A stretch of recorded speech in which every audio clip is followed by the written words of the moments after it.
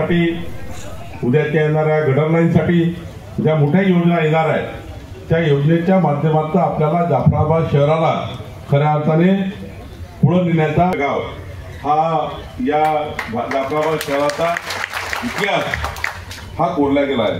मला आठवतं 35 वर्षापूर्वी या रोडने गेलो होतो जेव्हा मला शिर्डीला जायचं होतं 2001 मध्ये, तेव्हा जाफराबाद समजायचं नाही, हा रस्ता समजायचा नाही। काय अभिमान आहे की जाफराबाद भोकरदनच्या जनता हिरवागार केला।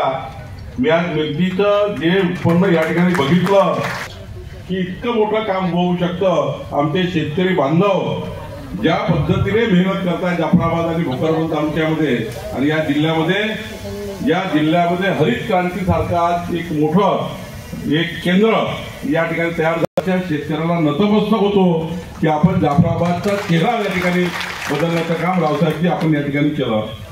खरं तर आसरा देवी जगदंबा देवीच्या या ठिकाणी पावित्र्याने पवित्र असलेलं या ठिकाणी हे देवस्थान आणि या ठिकाणी मला अभिमान आहे।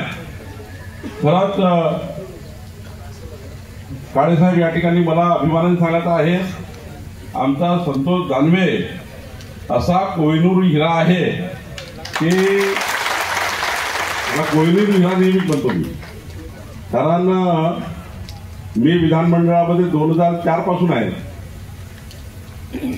मी जेव्हा विधानमंडळात गेलो रावसाहेब तुमच्याच आशीर्वादाने, तेव्हा तुम्ही आमचे सर्व नेते होते।